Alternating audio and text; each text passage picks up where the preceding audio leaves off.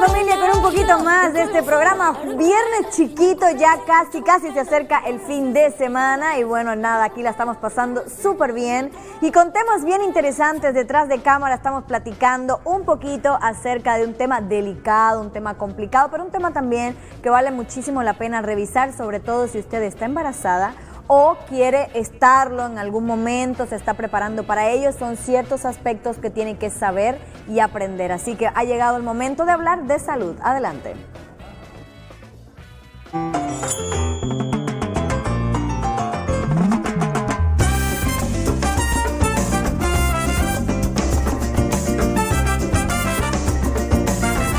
¿Y con quién mejor que hablar de este tema que con nuestra gran amiga, doctora, querida? Ella es Carla Olivera y está aquí con nosotros. Bienvenida, Carlita. Bienvenida, Carla. ¿Cómo estás? Buena tarde. Muchísimas gracias. Encantadísima, como siempre, de estar acá con ustedes. Siempre es un placer, sobre todo para informar un poquito más a nuestras parejas, nuestras mujeres que nos están viendo detrás de pantalla, ¿ok? Hoy vamos a estar hablando, como tú decías, de un tema que es un poquito delicado.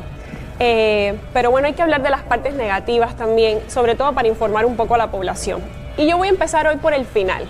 Okay. Si solamente una persona que nos esté sintonizando ahorita en el programa escucha este consejo y lo pone en práctica, habrá valido toda la pena. Wow. ¿Ok? Dejemos de preguntarle, por favor, a las parejas y a las mujeres, ¿para cuándo el bebé?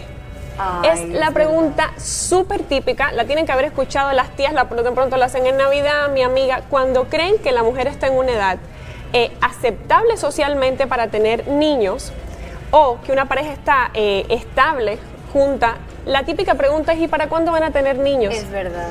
Señor, señora, y si de pronto esa pareja, esa mujer, lleva años luchando porque no puede embarazarse. Y si de pronto esa pareja han tenido pérdidas recurrentes de embarazo, han tenido abortos, o si de pronto única y exclusivamente decidieron que no quieren tener hijos. Doctor, eso le pasó a una amiga. Es súper válido. Sí. Entonces, no dejemos de normalizar, preguntarle a las parejas y a las personas para cuándo van a tener hijos, porque no sabemos el trasfondo. Totalmente. Y psicológicamente si están sufriendo. Totalmente. Sí, porque es presión social al final del día, ¿no? Es exactamente Generamos, presión social. Te recuerda que siento que una un y momento, otra vez, un proceso que es muy difícil. Muy difícil Yo para tengo una ti. amiga justamente que está desde hace mucho tiempo buscando tener un bebé y busca y ella pues obviamente le duele. Ella dice, pues es que no quiero, es que no puedo. Entonces la gente cada que me pregunta, ¿y para cuándo los niños? Pues ella solo sonríe y dice, bien, y no tienes por qué responderlo, porque estás en tu derecho de no hacerlo. Y se ve socialmente mal cuando la gente no lo hagamos, por favor. Ayudemos a a vivir en sociedad de manera más adecuada, y hacer a la gente un poquito más feliz. Más empático, ¿no? Exacto, sobre más todo empatía más sobre empatía social. yo no sé lo que está pasando el de enfrente, pero pues mejor Ni me ¿para callo, qué pregunto? ¿no? Claro. Si no tengo nada bueno que decir, Exacto. pues mejor me quedo ¿Para qué callado. opino? ¿Para qué opino? ¿Qué cosa es el aborto? Vamos a estar hablando en futuros programas de pérdidas gestacionales. Vamos a empezar el día de hoy con aborto, que es aquella pérdida de embarazo, ya sea provocada o espontánea, que ocurre en las primeras 20 semanas de gestación, o con un peso fetal menor de 500 gramos. Okay, y es importantísimo decir que las cifras son alarmantes en México. Por cada 1000 mujeres hay un aproximado de 33 mujeres que sufren un aborto. Y estamos hablando de las cifras que están reconocidas, o sea, de las pacientes que acuden al médico, y son cifras que se reconocen. Claro, que se pueden registrar. Que se registran. ¿Qué tal las que no? Porque sí las hay también. Entonces son cifras súper alarmantes. Importante explicarle a nuestras mujeres, a las personas que nos estén escuchando, cuáles son los factores de riesgo. Así. ¿Qué nos hace más propensas a padecer abortos? Exacto. Primero, también sumamente importante que sepan que la mayoría de los abortos, la causa es ovular, es decir, es cromosómica. La causa no es materna. No es usted la del problema, muchas veces es de causa ovular, cromosomopatías. Del propio embrión, del propio feto. Recordemos que la naturaleza es muy sabia, nuestro organismo también. Existe algo que se llama selección natural. Claro. Entonces, si el organismo sabe que cromosómicamente hay alguna alteración, el primer instinto va a ser intentar abortarlo. Wow. Si no hubieran más malformados en el mundo.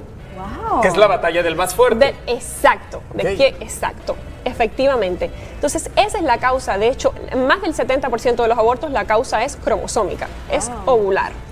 ¿Cuál es el resto que nos queda para las mujeres saberlo? Primeramente, hay factores generales como un índice de masa corporal muy bajito, es decir, las pacientes que están en desnutrición, o un índice de masa corporal muy alto, las pacientes que están en una obesidad, sobre todo mórbida, las hacen más propensas de padecer abortos. Okay. Las pacientes que tienen, por ejemplo, hábitos poco saludables, como el hábito de fumar, la drogadicción. Hay agentes externos como ingesta de mercurio, de plomo, que nos pueden hacer más propensas. Y que por ya traemos ejemplo, el tema de la alimentación, ¿no? Que ya todo viene transgénico y que si trae, pero por ejemplo, ¿cómo uno puede saber que tiene exceso de plomo? No, por ejemplo, en este caso tendría que ser algo iatrogénico, tendría que haber, sí. No sería fisiológicamente, ni por la ingesta excesiva de los alimentos, no. Otras cuestiones, por ejemplo, enfermedades crónicas no transmisibles, como por ejemplo las pacientes que son hipertensas, las pacientes que son diabéticas, las hace más propensas a padecer abortos. Además de esto, procesos infecciosos, ya sean locales, por ejemplo, infecciones vaginales recurrentes, infecciones urinarias recurrentes en la mujer, o infecciones, por ejemplo, localizadas en el endometrio, como la endometritis.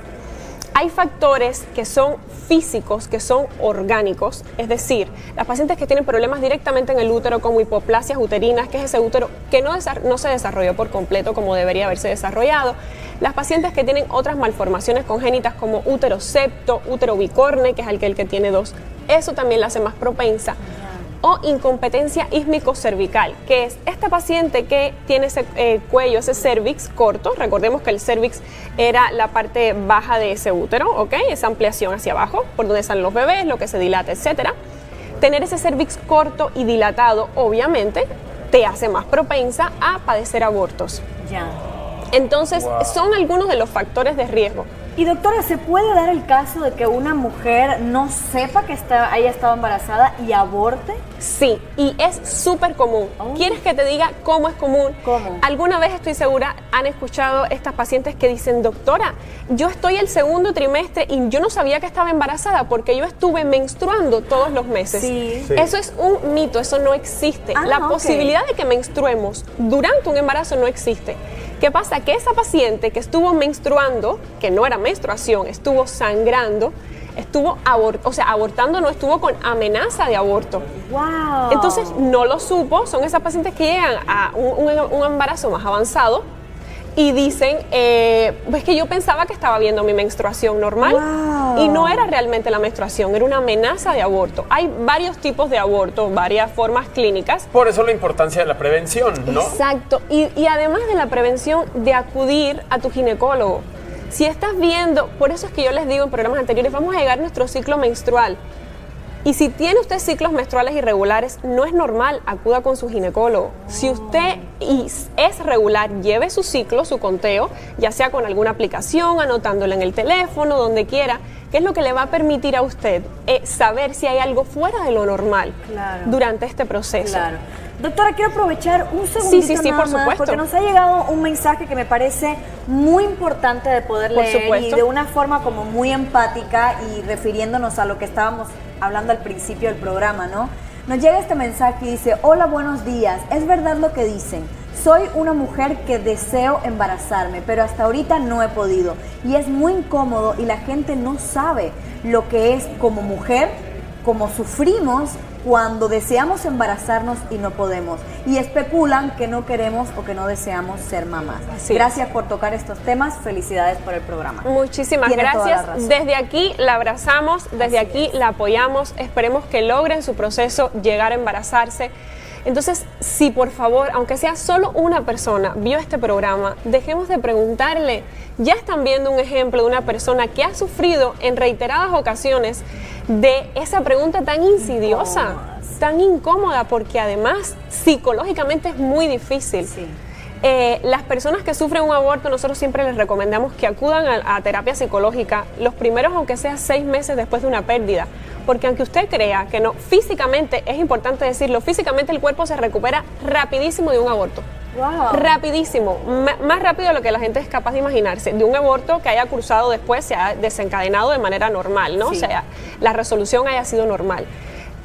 Sin embargo, psicológicamente es muy, muy difícil para esa mujer. El proceso es muy difícil. diferente. Y para los hombres también hay parejas que se lo sienten mucho. Entonces, dejemos de preguntarlo. Sigamos nuestro ciclo menstrual, llevemos un conteo para saber cuando hay algo que es anormal.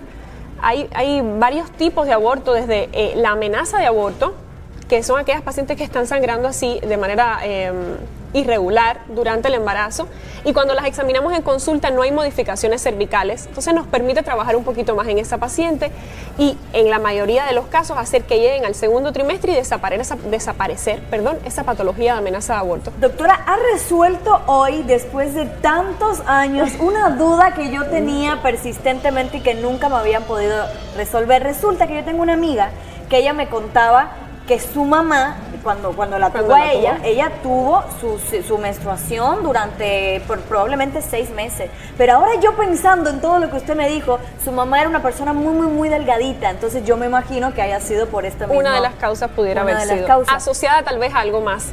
Y yo siempre me quedé con la idea de que una sí podía menstruar cuando estaba embarazada. Y durante el embarazo jamás, y digo en ninguno de los 3 trimestres, es normal sangrar. Wow. El sangramiento durante el embarazo no es normal. Ahora, por ejemplo, ¿qué pasa en el caso de no saber que estaba embarazada, abortar? O sea, ¿cómo se ve, cómo se siente? Mira, las primeras 11 semanas, recordemos que son esas primeras 20 semanas, ¿verdad? Lo que consideramos aborto. Las primeras 11 semanas está más caracterizado por dolor bajo vientre y sangramiento escaso, pero sobre todo el sangramiento. Es por esto que dicen que te esperes los primeros 3 meses para saber cómo está funcionando, cómo va evolucionando porque todo en los esto, ¿no? Exacto, porque las primeras 12, 13 semanas es más propenso a que pierdas ese embarazo. Entonces hay médicos y hay pacientes que prefieren no contarlo. Yo, sin embargo, nunca le digo a mis pacientes que no lo cuenten porque es un proceso que hay que vivir igual. Suponiendo que ese embarazo se perdiera, aún así va a tener que vivir su proceso de luto. Claro. Entonces, cada uno lo vive a su manera, a su tiempo, es normal. Por lo general, es lo que dices. La gente trata de no contarlo y yo creo que hasta la segunda trimestre. Esta pregunta que nos llegó rápidamente va muy ligado a esta parte, y es que Gloria pregunta si es cierto que cuando una mujer es primeriza, tiene más riesgo de aborto. No es cierto, eso es un mito, ¿ok? Es un mito. Así como es importante decir también que si hay una mujer que haya tenido un aborto previo, no necesariamente la hace más propensa a tener un próximo aborto, ¿ok? No necesariamente significa que la próxima vez. Es por eso la importancia de que si ya usted tuvo un aborto, vaya a su ginecólogo, sea checada para buscar la causa, porque siempre hay una causa. Muchas veces no damos con la causa cuando es ovular, o sea, cuando es cromosómicamente, porque para eso tendríamos que haber obtenido la expulsión, el producto de la concepción que se expulsó ese embrión y haberlo estudiado, pero es más complicado. Sucede en la mayoría de los abortos en casa, la gente no sabe cómo obtener esa muestra íntegra y llevarla al médico, es más complicado. Perfecto, doctora, temazo el del día, nos siguen llegando Nos acabas de llenar la bandeja de mensajes de una manera impresionante. La semana que viene vamos a continuar hablando del tema del aborto. Buenísimo. El próximo jueves manden sus preguntas y estaremos tratando de aclararlas absolutamente todas. Excelentísimo, Doc, muchísimas gracias. Para servirles siempre, Bienvenida siempre, muchísimas gracias por toda la información. Gracias. Y familia, no se vaya porque, ¿qué crees? Vamos a continuar con temas de salud muy importantes, así que señora, no se despegue para que esté ahí pendiente. Mándenos un mensajito, mándenos sus preguntas. Que de hecho, Marlene, un beso grande para ti, gracias por escribirnos, dice felicidades al programa, los veo desde la mañana, ¿no? La doctora es muy bonita, dice, ay, qué linda. Muchas Marlene. gracias, un abrazo, Marlene. Vamos a hacer una pausa pequeñita, Marlene, sigue con nosotros y usted también se está del otro lado. Vamos. Jueves chiquito, banda, viene viernes, viene quincena y viene puente, alégrese, vamos.